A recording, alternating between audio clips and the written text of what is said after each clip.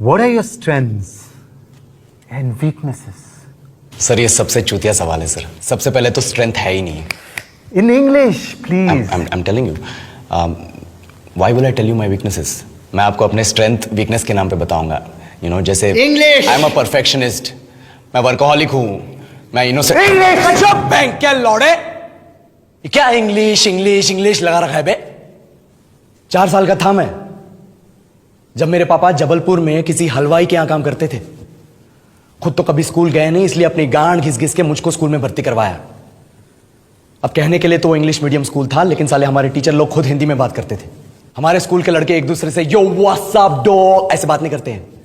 क्या भौंक रहा है तेरा लंडा आजकल है? ऐसे गले मिलते हैं. किसी तरह रट्टा मार मार के 10th तक पहुंचे तो पता चला कि जिंदगी में सफल होने के लिए एक ही तरीका है और वो है इंजीनियरिंग.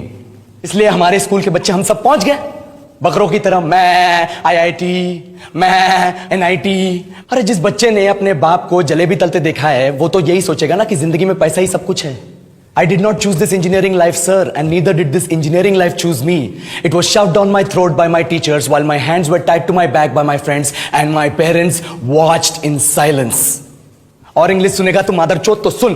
10th के बाद 2 साल लग गए इस कॉलेज में घुसने के लिए. कोचिंग में निकाल दिए. ना कुछ खेले ना कुछ सीखे. और 2 साल बाद जब यहां पहुंचे तो पता चला कि बड़े शहरों के कॉन्वेंट स्कूल के पढ़े बच्चे जब अंग्रेजी में बात करते हैं तो मरे हुए फूल भी खिल उठते हैं. आहा, हवा में ऑक्सीजन की मात्रा बढ़ जाती है इनकी अंग्रेजी सुन के. और पूरे कॉलेज की लड़कियां इन इंग्लिश स्पीकिंग लड़कों को अपना जीवनसाथी.com मान चुकी है. तुझे क्या लगता है?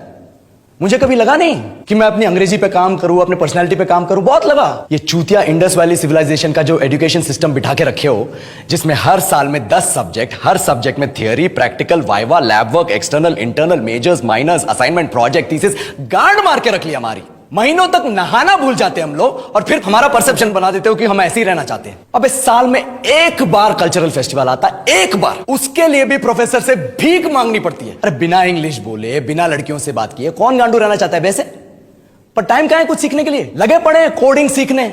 3 लैंग्वेज सीख रहे हैं अलग अलग इंग्लिश छोड़ के. लेकिन जब प्लेसमेंट्स की बात आई तो सबको एप्टीट्यूड चाहिए, पर्सनैलिटी चाहिए, इंग्लिश स्पीकिंग चाहिए. It is not that we can not speak English, sir. We are just very conscious of our diction and our pronunciation and we are not confident to speak in front of anyone else. If the curriculum was a little bit diverse, if the engineering colleges in our country focused on our all round development instead of functioning like a goddamn factory that is just mass producing robots by killing their dreams and handing out degrees, I would not be sitting here in this pointless HR interview, the likes of which exist only in our country.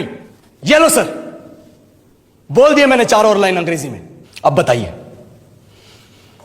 क्या मैं आपके multinational company के लायक हूं? Do I have the potential to be a slave of your esteemed organization?